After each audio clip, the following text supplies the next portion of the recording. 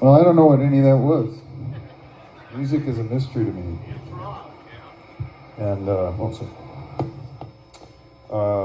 but I assume most of you are guitar players. And you know how I knew that? Because I'm super smart. I'm like a genius, almost. Just ask Donald Trump. Anyways, so I like to explain to how I view the world of guitar. I have a very limited knowledge base as far as theory. I'm always trying to learn. I'm still pushing myself occasionally to try to understand what I think I should know, and so I have the tools of the trade embedded in my brain, so it gives me more options. You know, when I run up against, places I can't kind of get past, and I'm sort of trying to think around it, and I don't really know how to get around it sometimes. So usually I just play by ear and gut and heart, but it's nice to have your brain involved once in a while, I believe. So I recently started taking guitar lessons from a friend of mine that works in LA at Tone Merchants, and he's one of the guitar teachers at MI in Hollywood, and he's unbelievable, and knows bebop and Django stuff and all kinds of crazy, really deep, has crazy deep chops, and is extremely knowledgeable of theory. So I'm trying to get my head wrapped around that, but I've been trying to do that all my life and have never learned scales, modes, circle of fifths, any kind of theory. Yeah, and I'm not saying that because I'm proud of it. I'm very actually ashamed of the fact that I haven't been able to wrap my head around it. I'm just not wired for it. But we all learn different ways. You know, some are tactile learners, some are learned by example, some are learned by math and so forth. I don't know all the different ways of learning, but you get the point. So. But it's been a blessing and a curse. The blessing part of it, which I emphasize because I really don't have any choice, is that music and guitar is always new to me. Every time I pick it up, just right now when I play, it's always I don't know what's going to happen because I always have to figure stuff out, and I just see what happens, and I just kind of go with it. But I couldn't tell you what I'm doing, and I can never play anything twice.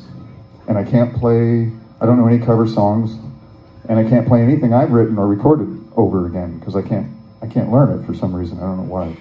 But so every time I go out and play, even with Lynch MOR, or if I play with Dokken or something, I play everything different, every single night, which is cool in a way, but it's kind of stressful too because I never know what's going to happen. So there's that. So don't think it's so great to just be flying by the seat of your pants because it comes with some headaches. I mean, I really sometimes watch guitar players that can just play like Michael Schenker plays the same thing every single time the same way every single time. I've been on tour with him a couple times, and every night was a blueprint of the night before. I have no idea how he did that. And so, anyways. But it is a mystery, and to me it's like the wilderness of the mind. It's the way I approach life. Is that I'm glad life has mysteries. Otherwise, it would be sort of unlivable, right? And music is a part of that, And the way I approach music and the way I play it, and my understanding of music is also very mysterious. So I never know what's going to happen, where it's going to lead me. I kind of just put the guitar on and follow, and let it lead me where it's going to lead me. It doesn't mean that I don't practice, and it doesn't mean that I don't try to better myself, but at the end of the day, I found that I'm at my best. I don't know if I speak for everybody here. I'm at my best when I just get out of my own way. When I was younger, I used to have a lot of writer's block. Well, not a lot, but I'd have writer's block, and that's the thing. And I would hit these playing plateaus where I couldn't play any different than I just kept playing the same thing over and over again. Or I couldn't write a song. Nothing would come out. I haven't had that problem really in decades. I don't know how long, thank God. And I think I've learned that one lesson in my old age is to kind of get out of my own way, so to speak. In other words, just breathe, don't think too hard, and just let it flow. It's like when you're trying to remember something, and you're telling somebody about some movie and some actor. What's that one movie with that one actor?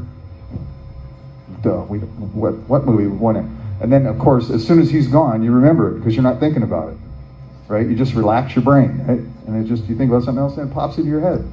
That's what I'm talking about, like getting out of your own way. So, I know this is supposed to be a guitar clinic, and I'm telling you to do the exactly opposite of what you'd expect to hear in a guitar clinic, right? Yeah. And I don't want to make it sound like it's more than it is. I'm not trying to make it this huge spiritual kind of mysterious thing. That's honestly the way I perceive it, so I just thought I'd explain that to you. Okay. I'm going to be playing along to some tracks I brought with me. Hopefully they'll work.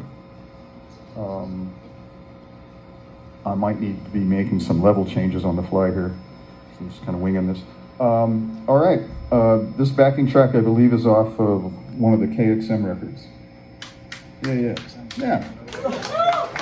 On here, you probably like this, so it's one of the big hits. Song number 21.14.13 Wave. It's a big, huge hit.